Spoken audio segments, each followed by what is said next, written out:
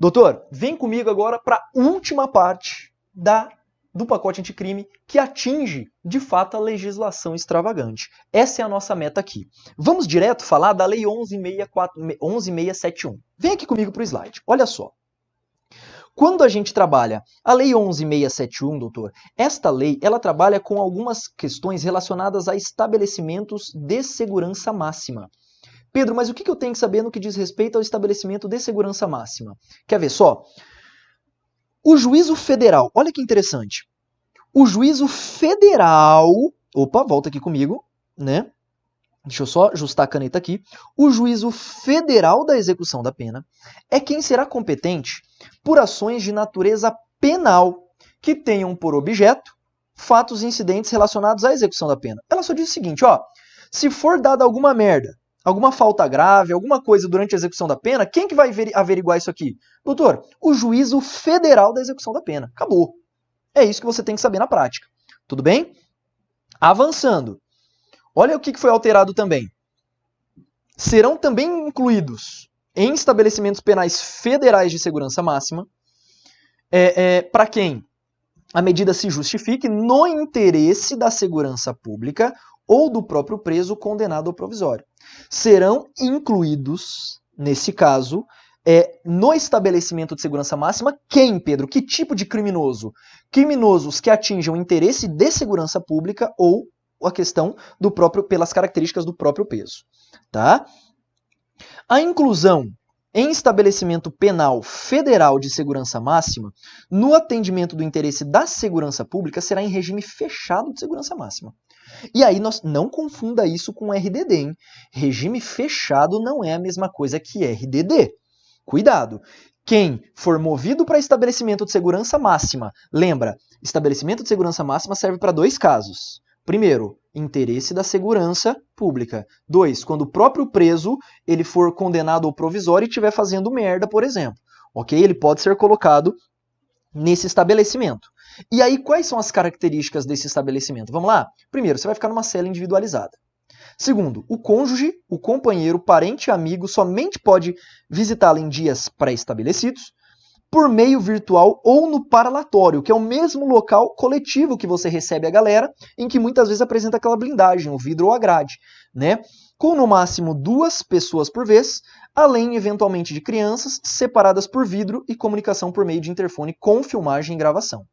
Além disso, banho de sol de até 2 horas diárias e monitoramento dos meios, inclusive da própria correspondência. Ok? E esse estabelecimento federal é óbvio que ele vai monitorar também o áudio e o vídeo no parlatório, sendo vedado quando se relacionar com atendimento advocatício, salvo se o juiz falar que pode. Tá? As gravações das visitas não podem ser utilizadas como meio de prova em infração penal pretérita ao ingresso do preso. Pretérita, tá? Mas novas infrações é possível sim que ele pratique, no caso, em concreto. Avança. Diretor desse estabelecimento penal federal de segurança máxima ou diretor do sistema penitenciário federal, ele pode suspender, doutor, ou restringir direito de visitas, sempre fazendo por ato fundamentado. Então, quem pode restringir a visita, Pedro? O diretor do estabelecimento ou do sistema penitenciário. Tudo bem? E aí, nesse caso, Pedro, olha que interessante. Configura crime do artigo 325 é violação de sigilo funcional, tá? Violação de sigilo funcional.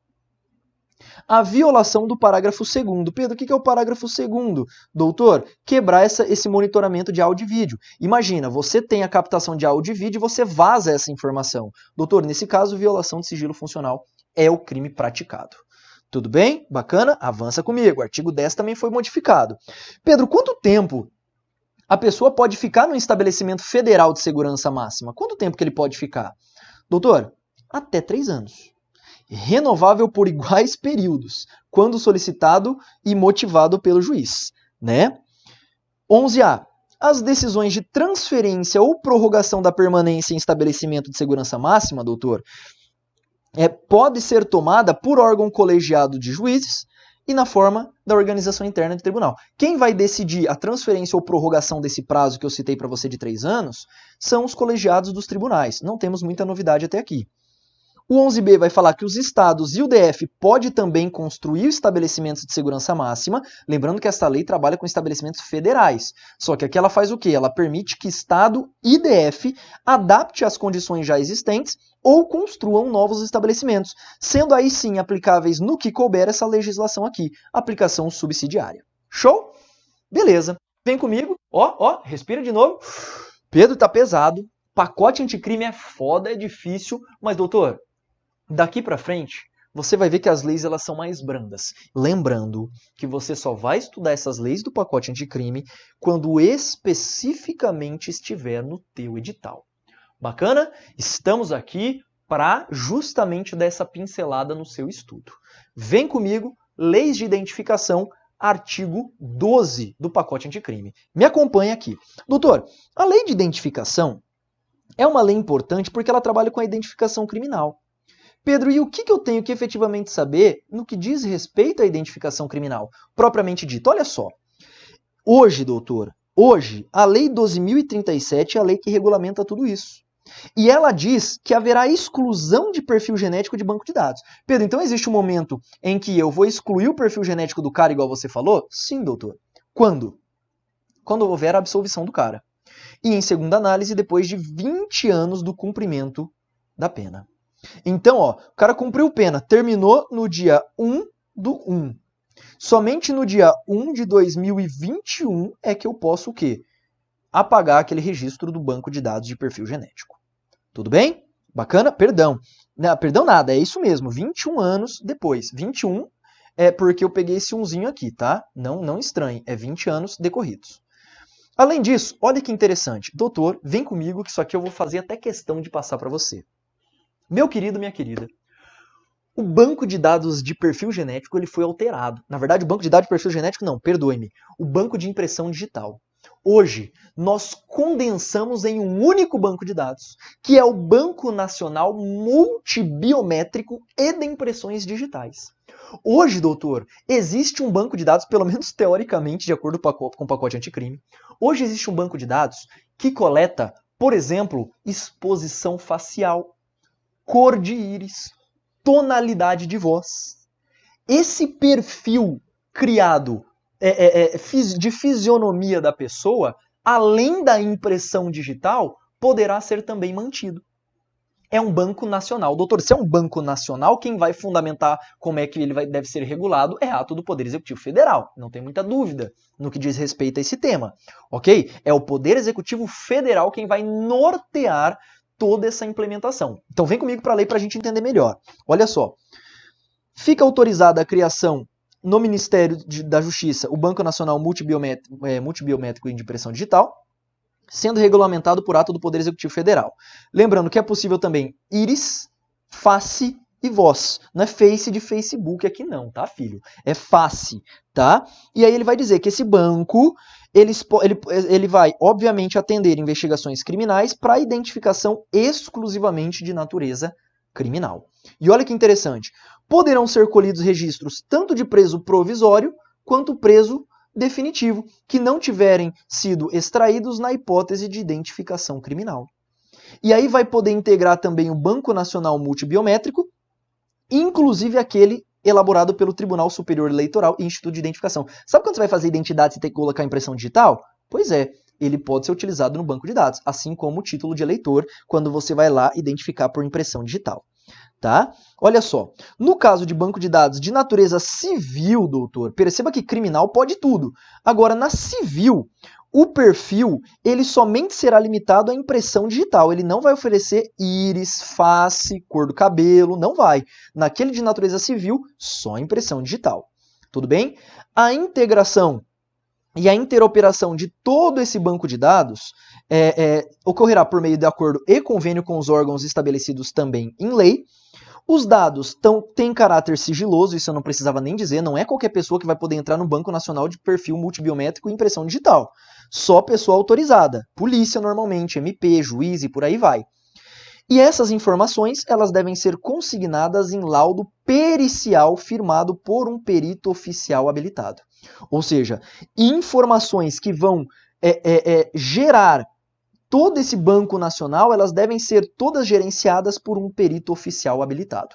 Não mais, perceba agora, por papiloscopistas. Papiloscopistas, nos termos da Lei 2030 de 2009, não são considerados peritos de natureza criminal. Tudo bem? Bacana? Isso é muito importante. E para a gente fechar, é vedada a comercialização desse banco, não precisava nem dizer isso para você, né, cara? E a autoridade policial e o MP pode requerer ao juiz o acesso a esse tipo de dado. Show de bola? Isto é a lei de identificação criminal. Vem comigo de novo, ó, respira. Pedro, tá pesado, não quero me ouvir falar de lei anticrime. Mas, doutor, estas leis que eu estou trabalhando para você, repito, você só vai estudar se efetivamente estiver no seu edital. Vem comigo, continua aqui. Próxima leizinha, julgamento das organizações criminosas. Olha só. Pedro, existe uma lei que regulamenta toda a questão relacionada a organizações criminosas ao seu julgamento? Sim. Olha só que legal.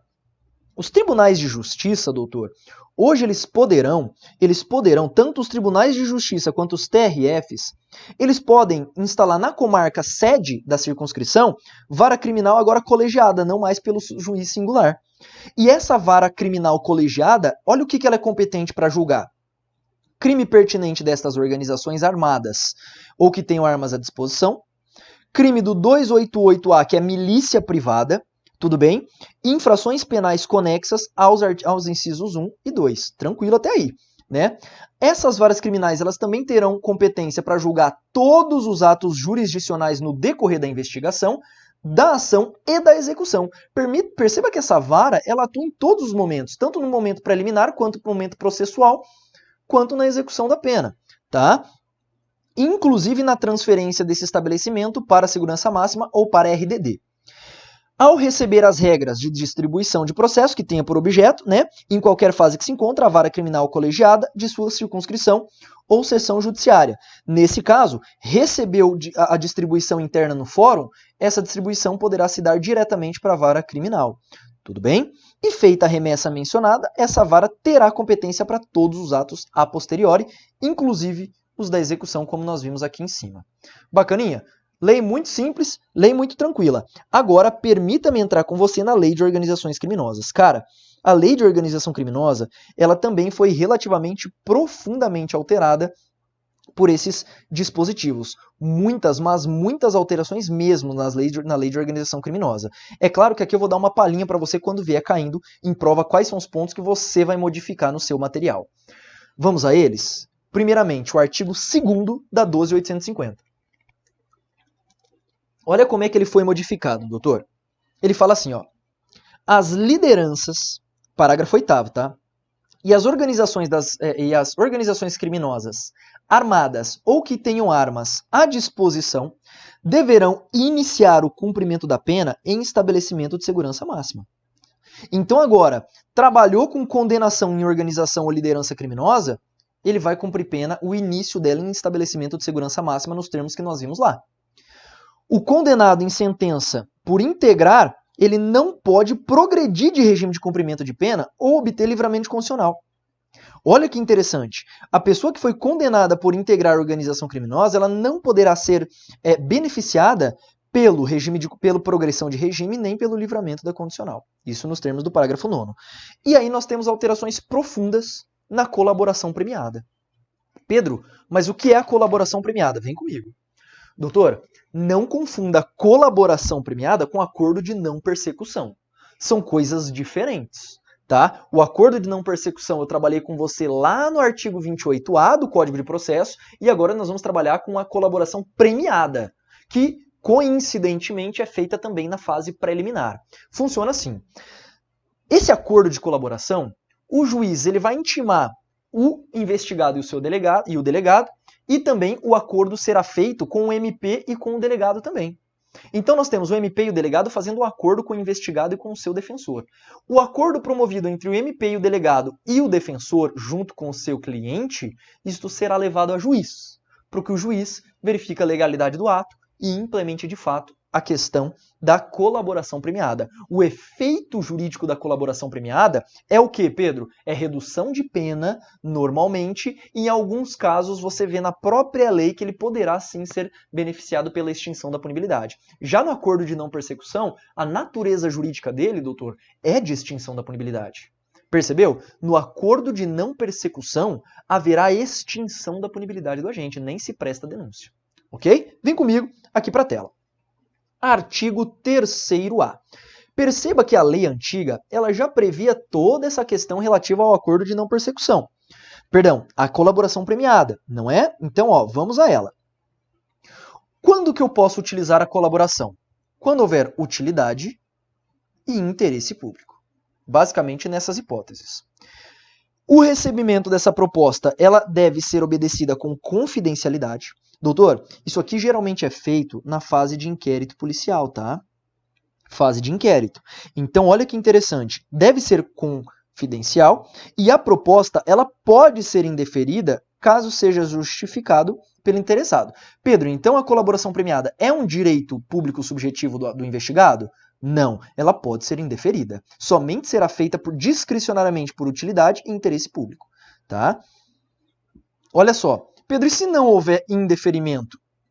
As partes elas firmarão um termo de confidencialidade para o prosseguimento das tratativas, o que vai vincular os órgãos envolvidos na negociação e impede indeferimento posterior. Tá? Esse recebimento da proposta de colaboração para análise ou termo de confidencialidade não implica suspensão da investigação, ressalvado o acordo em contrário quando propositura de medidas processuais penais cautelares. Olha só, funciona assim, vem comigo.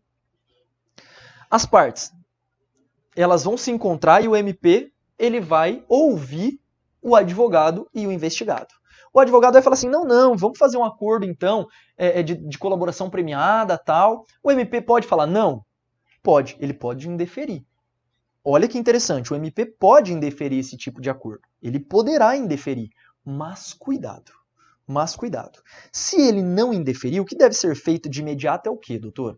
Neste caso, o que deve ser feito de imediato, é justamente um termo de confidencialidade.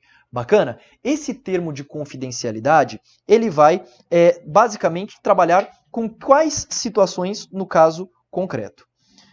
Quando a gente trabalha nesse ponto, doutor, em específico, eu vou chamar essa pessoa em juízo, tudo bem, para que seja feita as devidas alterações dentro desse termo de confidencialidade. No que diz respeito ao parágrafo 4º, o que eu quero trabalhar com você?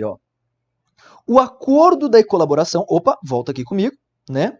O acordo de colaboração, ele poderá ser precedido de uma instrução quando houver necessidade da identificação ou complementação do seu objeto, dos fatos narrados, da sua definição jurídica ou relevância. Pedro, então ele pode ser precedido de uma instrução para saber o que pode ou não pode ser feito?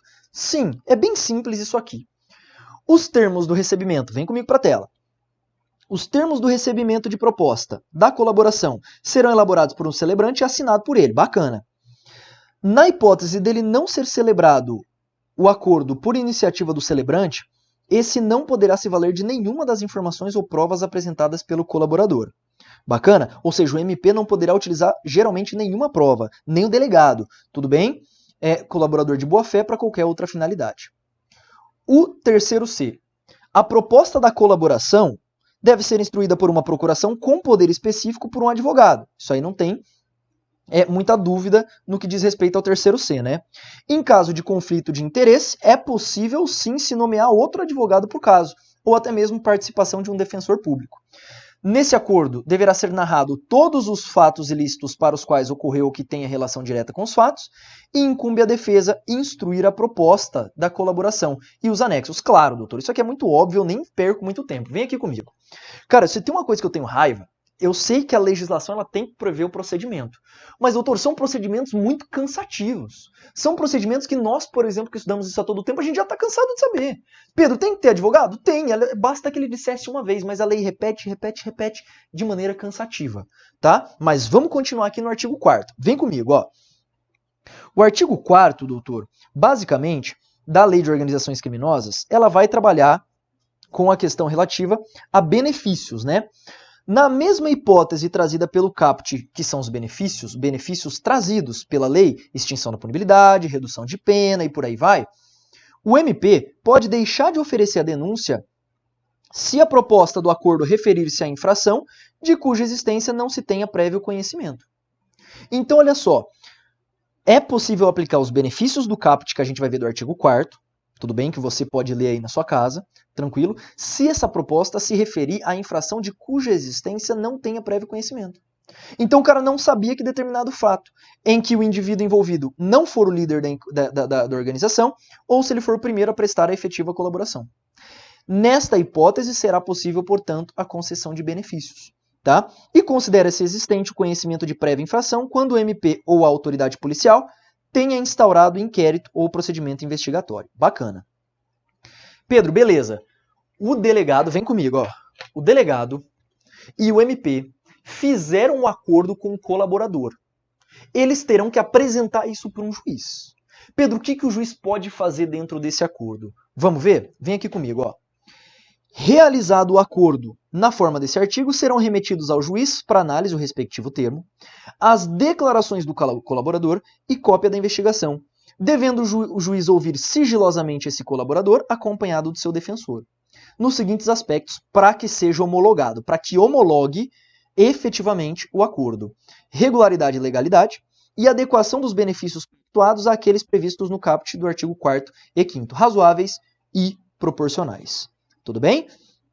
A adequação de resultado aos resultados mínimos exigidos no inciso 1º, 2º, 3º, 4º e 5º do caput do 4º, tá? E última análise, voluntariedade da manifestação de vontade especial em casos de que o colaborador está ou esteve sob efeito de medida cautelar. Aí vem, ó, o juiz do tribunal ele deve proceder sempre à análise fundamentada. Cara, precisava dizer isso de novo? Acredito que não, mas tudo bem. São nulas de pleno direito as previsões de renúncia ao direito de impugnar decisão homologatória. Pedro, não entendi nada. Parágrafo 7b, tá feio a leitura dele. Olha só. São nulas do direito as previsões de renúncia ao direito de impugnar a decisão homologatória. Ou seja, a pessoa não terá direito, doutor, de impugnar uma homologação que foi efetivamente realizada pelo juiz. A pessoa ela não poderá, sendo nulo tal ato. Bacana? Show de bola? Avança comigo aqui. A lei de organização criminosa é muito alterada, não é? Olha só, o juiz ele pode recusar a homologação, Pedro? Sim, que não atenda aos requisitos legais. Em todas as fases do processo, deve-se garantir a oportunidade para o réu se manifestar, contraditório pela defesa. Precisava dizer de novo isso? Pois é, cansativamente a nossa legislação o faz. Parágrafo 3º vai falar que o registro dessas tratativas poderão ser feitas em recurso de gravação magnética, estenotipia digital ou técnica similar. Tudo bem? Nenhuma das medidas será decretada ou proferida com fundamento apenas na declaração do colaborador. Doutor, olha só. O colaborador muitas vezes diz muita coisa. E estas coisas ditas, muitas vezes são usadas como fundamentação de algumas situações. O parágrafo 16, ele disse o seguinte, olha só. As tratativas com o colaborador não poderão ser utilizadas nas seguintes condições. Primeiro, para implementação de medida cautelar ou pessoal. Eu não posso utilizar a declaração do delator, né? Recebimento de denúncia ou queixa também não pode ser fundamentada na declaração do colaborador, nem sentença condenatória. As três não poderão, a declaração do colaborador não poderá subsidiar essas três medidas. Tudo bem?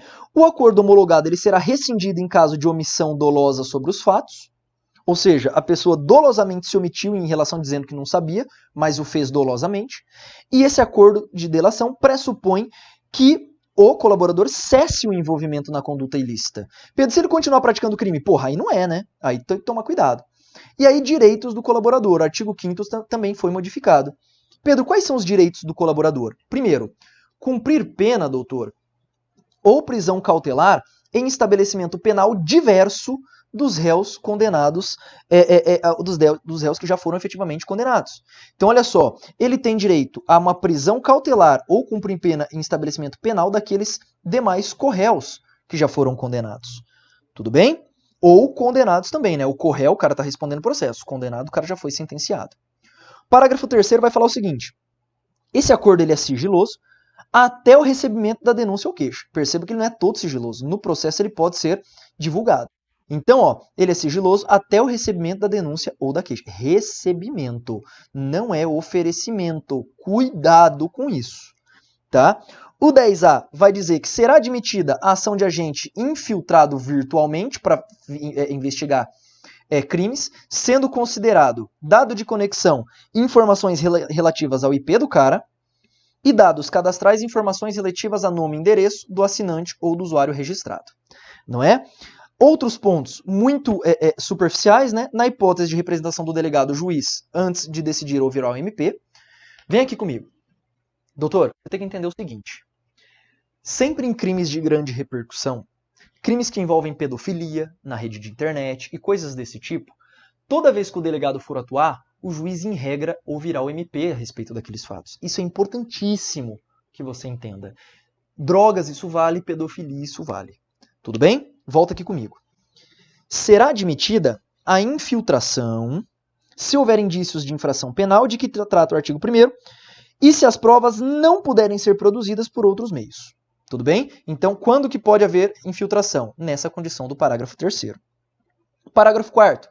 Essa infiltração poderá ser autorizada pelo juiz, tudo bem? Só juiz autoriza, por um prazo de até 6 meses, sendo possível eventuais renovações até no máximo 720 dias. 2 anos. Basicamente, 2 anos que a gente tem. Tá quase 2 anos. Dá 365 dias no ano.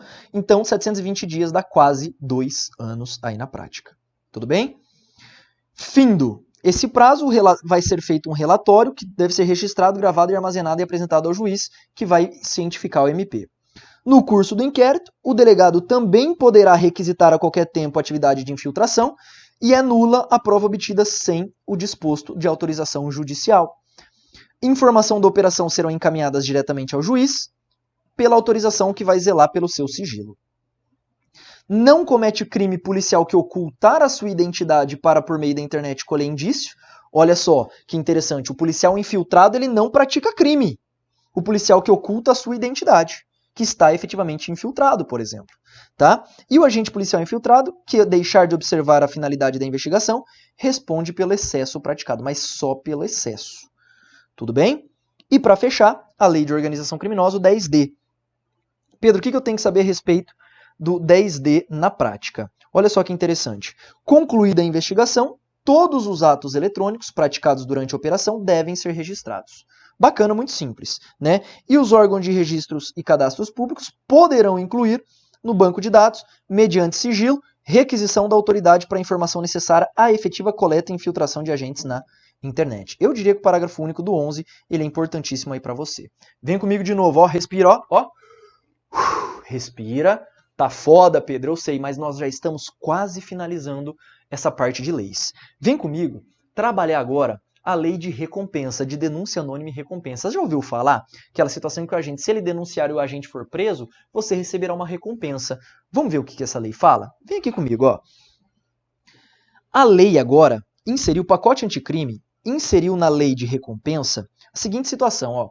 A União, Estado, DF e Município, eles devem colocar nas repartições unidade de ouvidoria ou de correição, para que as pessoas do povo possam delatar, muitas vezes, algumas situações. Lembrando que, considerado razoável o relato pela unidade e procedido o encaminhamento, ao informante serão asseguradas proteção contra retaliação e isenção de responsabilidade civil ou penal, exceto se ele tiver apresentado informações falsas. Olha só, eu denunciei. E eu me identifiquei. Eu sou protegido contra retaliação, inclusive isento de responsabilidade civil e penal. O informante ele também tem direito à preservação da sua identidade. Isso é importante, tá? Que será somente revelada quando houver interesse público ou no interesse concreto dos fatos. Tudo bem? Então, 4B permite a identificação daquela pessoa que denunciou ou que trouxe à tona a figura do foragido, não é? E além das medidas de proteção, será também assegurada ao informante proteção contra ação ou omissão praticada na retaliação do exercício do direito de relatar. Então, Pedro, eu quero relatar. Eu serei protegido pela lei? Sim, será protegido, né? E aí a prática de ação ou omissão de retaliação constitui uma falta disciplinar grave e sujeitará o agente à demissão a bem do serviço público. Pedro, então o agente, imagina, vem comigo. Chegou uma pessoa lá na repartição e falou, ele me tratou desse jeito. Ele me tratou desse jeito. E aí o servidor público vai lá e aperta o calo do denunciante. Doutor, esse servidor público, ele será submetido à demissão do bem do serviço público, a bem do serviço público. Olha a importância que trouxe essa lei. Tudo bem? Volta aqui comigo. O informante será ressarcido em dobro por eventuais danos materiais causados por ações ou omissões praticadas nesta retaliação. Quando as informações resultarem em recuperação do produto crime contra a administração, poderá ser fixada uma recompensa de até 5% do valor recuperado. Até 5%. Então imagina, recuperou-se algo. Quantos por cento a pessoa pode ficar dessa recuperação, doutor? Até 5%. Bem interessante esse ponto aí também, ok? Próxima lei, Lei do Fundo Nacional de Segurança Pública. Doutor, essa lei ela é importante, hein? Ela é uma lei nova de 2018 e ela já foi alterada. Olha só, Pedro, o que pode funcionar como recurso do Fundo Nacional de Segurança Pública? Vem aqui comigo. O Fundo Nacional de Segurança Pública, doutor, é um fundo criado exclusivamente para segurança, para investir em segurança pública. Vale para militares, isso vale também para policiais. Então é um fundo criado. E aí considera-se recurso direcionável ao Fundo Nacional de Segurança Pública vários listados no artigo 3º e alguns que a lei inseriu, que o pacote anticrime inseriu. Vamos vê-los? Olha só. Primeiro, recurso proveniente de convênio, contrato ou acordo firmado por entidade pública ou privada nacional. Recurso confiscado proveniente da alienação de bens perdidos em favor da União. Fiança quebrada ou perdida, também vai para o Fundo Nacional de Segurança Pública agora. E rendimentos de qualquer natureza auferidos como remuneração decorrentes da aplicação do patrimônio do Fundo Nacional. Tudo bem? E para a gente fechar essa parte relacionada a leis, última lei que nós veremos, última CPPM. Doutor, vem aqui comigo. Você não precisa nem ler essa parte do CPPM. Basta que você faça, sabe o que, doutor? Entenda que militares que atuam sob a égide da lei, da garantia da lei e da ordem, estes militares poderão constituir advogado quando fizerem uso de força letal. Isso você já viu comigo no CPP. Doutor, precisava alterar justamente CPPM também? Pelo amor do que você acredita. Vem comigo. Artigo 16A, olha só.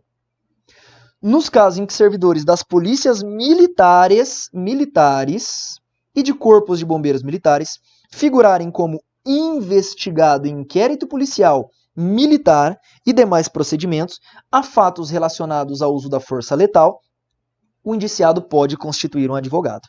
Qual que é o prazo que ele tem mesmo? 48 horas, ao contar do recebimento da citação. Lembrando que citação é um termo inadequado. E assim, doutor, nós finalizamos, finalmente, essa parte de pacote anticrime. Pedro, quanta lei nós trabalhamos aqui no pacote anticrime. Pois é, doutor, muitas e muitas leis mesmo. E é por isso que eu gostaria que você, particularmente, visse quantas vezes for necessário. Eu sei que teve momentos da lei que a gente corre um pouquinho, porque senão não dá tempo. O nosso tempo ele é restrito, mas com isso eu tenho certeza que você consegue garantir algumas questõezinhas aí na sua prova.